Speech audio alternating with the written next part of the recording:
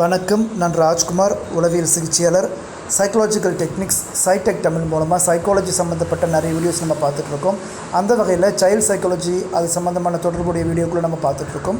So அதற்கான டிஸ்கிரிப்ஷனை நான் லிங்கில் connect பண்ணுறேன். அவற்றை தெரிஞ்சுட்டுனா குழந்தை உளவியல் பற்றிய நிறைய விஷயங்கள் நீங்கள் தெரிஞ்சுக்கிறதுக்கு ரொம்ப வாய்ப்பாக இருக்கும். இந்த வீடியோவில் நம்ம தெரிஞ்சுக்க வேண்டிய விஷயம் என்ன அப்படின்னாக்கா, உங்கள் குழந்தைக்கு உளவியல் சிகிச்சை, சைக்காலஜி கவுன்சிலிங் அல்லது சைக்காலஜி தெரப்பி தேவையா தேவையில்லையா அப்படின்றத பற்றி விளக்கி சொல்ல போகுது. இதுக்காக நான் முக்கியமான ஒரு 10 விஷயங்களை பற்றி இந்த வீடியோ நான் டிஸ்கஸ் பண்ண போகிறேன். இந்த வீடியோ பார்க்குற நீங்கள் உங்கள் குழந்தையுடைய பெற்றோராக இருக்கலாம், அல்லது ஆசிரியராக இருக்கலாம், அல்லது உறவினராக இருக்கலாம். அந்த குழந்தையை நீங்கள் அப்சர்வ் பண்ணுறதன் மூலமாக இந்த அறிகுறிகளை வச்சு உங்கள் குழந்தைக்கு சைக்காலஜி கவுன்சிலிங் வேணுமா, தெரப்பி வேணுமா, ஒரு சைக்காலஜிஸ்ட்டோட ஒரு உளவியல் நிபுணருடைய உதவி வேணுமா அப்படின்றது நீங்கள் ரொம்ப எளிமையாக தெரிஞ்சுக்கலாம். ஸோ அதுக்காக நான் 10 விஷயங்களை பற்றி விளக்கி சொல்ல போகிறேன். இதில் முதல் விஷயம் என்ன அப்படின்னாக்கா, கடந்த 2 வாரமாக அல்லது 2 வாரத்திற்கு மேலாக அந்த குழந்தை அழுதுகிட்டு இருக்கா அப்படின்றத பாருங்கள். அழுகி நிறுத்தாமல் தொடர்ச்சியாக வழக்கமாக கலகலப்பாக பேசி சிரிச்சிக்கிட்டு இருக்கிற ஒரு குழந்தை திடீர்னு அழுதுகிட்டே இருக்குது. அது ஸ்கூல் போகிற நேரமாக இருக்கலாம், அல்லது ஸ்கூல் முடித்து வீட்டுக்கு வர நேரமாக இருக்கலாம், அல்லது லீவ் டேஸாக இருக்கலாம். இப்படி அழுதுகிட்டே இருக்குது. அந்த அழுகை 1 நாள் 2 நாள் 3 நாளில் நிற்குதுன்னா பரவாயில்ல. ஆனால் அது 2 வாரங்களுக்கு 15 நாட்களுக்கும் மேலாக அழுதுகிட்டு இருந்துச்சுனாக்கா அந்த குழந்தை உளவியல் ரீதியாக ஏதோ ஒரு சிக்கலில் மாட்டிகிட்ருக்கு.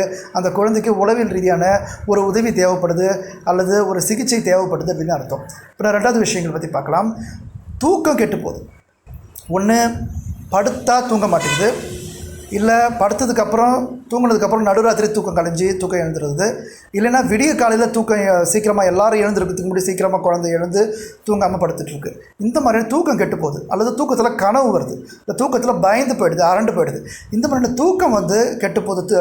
தூக்கம் டிஸ்டர்ப்டாக இருக்குது. எவ்வளோ நாளாக? ஒரு 2 வாரம் அல்லது அதுக்கு மேலே இப்படி இருக்குது அப்படின்னு சொன்னாக்கா அதுவும் கூட ஒரு உளவியல் சிக்கலாக இருக்கிறதுக்கான நிறைய வாய்ப்புகள் இருக்குது. 3வது, கவலைப்படுறது. ஸோ பெரியவங்களுக்கு தான் கவலை வரும், குழந்தைகளுக்கு கவலை வராது அப்படின்றதே ஒரு சரியான ஒரு கூற்று கிடையாது. குழந்தைகளுக்கும் கவலை ஏற்படும். அது மன அழுத்தமாக மாறுறதுக்கான வாய்ப்புகளும் இருக்குது. சைல்டுஹுட் டிப்ரெஷன் அப்படின்னு சொல்லக்கூடியது. ஸோ இப்போ இந்த கவலை அதுவும் கூட ஒரு மாதம் 2 வாரத்துலேருந்து ஒரு மாதம் அல்லது தாண்டி இருக்குது அப்படின்னு சொன்னாக்கா அது நிச்சயமாக ஒரு மன அழுத்தத்துக்குள்ளே அல்லது ஒரு மனசோர்வுக்குள்ளே அந்த குழந்தை போகிறதா அர்த்தமாக இருக்கலாம். அதனால் அந்த குழந்தைக்கு உளவியல் சிகிச்சை தேவைப்படலாம். அவற்றை நீங்கள் வாட்ச் பண்ணணும். முகத்தை பார்க்கும்போது தெரியும், இந்த முகம் சோடை அடைஞ்ச ஒரு முகமாக இருக்கும். இப்போ 4வது சொல்லக்கூடியது சோஷியல் ஆன்சைட்டின்னு சொல்லக்கூடியது. அதாவது அந்த குழந்தை எப்பவுமே வீட்டுக்குள்ளேயே இருக்கும், யாரோடையும் பழகாது, யாரோடையும் பேசாது. இல்லை வழக்கமாக நல்லா பேசி பழகிட்டு இருந்த ஒரு குழந்தை திடீர்னு வீட்டுக்குள்ளேயே முடங்கி போயிருக்கிறது. ஒரு கல்யாணம், ஒரு ஃபங்க்ஷன் அப்படின்னாக்கா ஒரு 4 பேர் கூடியிருக்கிற இடத்துல யாருக்கூடையும் பேசாமல் தனியாக ஒதுங்கியே இருக்கிறது, விலகியே இருக்கிறது, ஒரு சந்தோஷமான விஷயங்களை அவாய்ட் பண்ணுறது, இப்படி இருக்குது. ஒரு மாதமாக திடீர்னு இந்த மாதிரி மாறி இருக்குனாக்கா அந்த குழந்தைக்கு உளவியல் சிகிச்சை தேவைப்படலாம் என்பதை நீங்கள் உங்களுடைய அப்சர்வேஷன், உங்களுடைய அனுமானத்தின் மூலமாக, அதாவது உங்களுடைய கவனித்தல் மூலமாக நீங்கள் தெரிஞ்சுக்கலாம். நான் சொல்லக்கூடியது 5வது விஷயம். இது ரொம்ப முக்கியமான விஷயம். இது என்னன்னாக்கா, இந்த குழந்தை அடிக்கடி வயிற்று வலிக்குதுன்னு சொல்லிட்டு இருக்கோம். வயிறு வலிக்குதுமா, வயிறு வலிக்குதுப்பான்னு சொல்லும். தலை வலிச்சுக்கிட்டே இருக்கும், இல்லை உடம்போட ஒரு குறிப்பிட்ட பகுதி மட்டும் வலிச்சுக்கிட்டே இருக்கும். உடம்புல குறிப்பிட்ட சில தொல்லைகள் ஏற்பட்டுக்கிட்டே இருக்கும். நீங்கள் டாக்டர்கிட்ட போவீங்க, அதுக்கான சிகிச்சை எடுத்துப்பீங்க. டாக்டர் சில மெடிசன்ஸ்லாம் கொடுப்பாங்க, இல்லை ட்ரீட்மெண்ட் கொடுப்பாங்க. ஆனாலும் உடனே அந்த தொந்தரவானது வந்துக்கிட்டே இருக்கும். அது ஒரு மயக்கம் மாதிரியோ அல்லது வாந்தி மாதிரியோ எப்படி வேணாலும் ஏற்படலாம். ஏதாவது ஒரு உடம்பு ரீதியான தொந்தரவு அடிக்கடி இது குழந்தைக்கு ஏற்பட்டுகிட்டே இருக்குன்னா அது உடம்பு ரீதியான தொந்தரவாக இருக்கணுன்ற அவசியம் இல்லை. அது மன ரீதியான தொந்தரவாகவும் இருக்கலாம். அதாவது 2 வாரத்துக்கு மேலே தொடர்ச்சியாக ஒரு குழந்தை வயிற்று வலிக்குது, தொடர்ச்சியாக தலைவலிக்குது அப்படின்னு சொல்லிட்டு இருக்குன்னா அது நிச்சயமாக உளவியல் பிரச்சனை. அதுக்கு உளவியல் ரீதியான சிகிச்சை அவசியம். அடுத்து நான் சொல்லக்கூடியது 6வது விஷயம், எரிச்சல் அடைகிறது.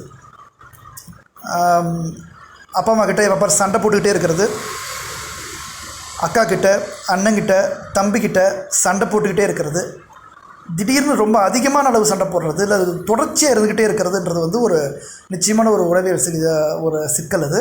ஸோ அதை நம்ம கொஞ்சம் கவனிக்க வேண்டியது ரொம்ப ரொம்ப முக்கியம். அதற்கு உளவியல் சிகிச்சை தேவைப்படலாம். அடுத்து நான் சொல்கிறது 7வது விஷயம்.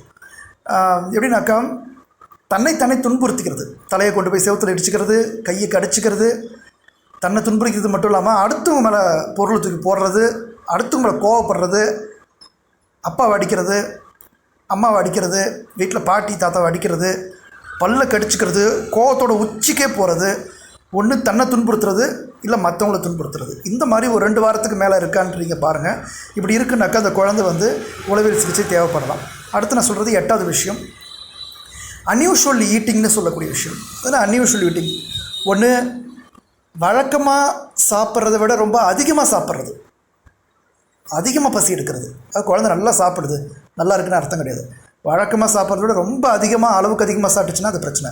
இல்லை சாப்பாடை கம்ப்ளீட்டாக குறைச்சிறது, இல்லை சாப்பாடோடைய வழக்கமாக சாப்பிட்ற அளவை விட ரொம்ப கம்மியாக சாப்பிட்றது, சாப்பிடாமல் இருக்கிறது, இப்படி இருக்குனாலும் அது உளவியல் ரீதியான பிரச்சனையாக இருக்கலாம்ன்றதுக்கான நிறைய வாய்ப்புகள் இருக்குது. அடுத்து நான் சொல்கிறது வந்து பார்த்தீங்கன்னாக்கா, ஃபிசிக்கல் கம்பல்ஷன் சொல்லக்கூடியது. அதாவது என்னென்னா, சில பழக்க வழக்கங்கள், சில குணாதிசயங்களில் சில மாறுபாடுகள் ஏற்படலாம். சில தொடர்ச்சியான சில செயல்களை திரும்ப திரும்ப செய்யலாம். உதாரணத்துக்கு மண் திங்கிறது, செவரில் இருக்கக்கூடிய இந்த சுண்ணாம்பெல்லாம் நோண்டி நோண்டி சாப்பிட்றது,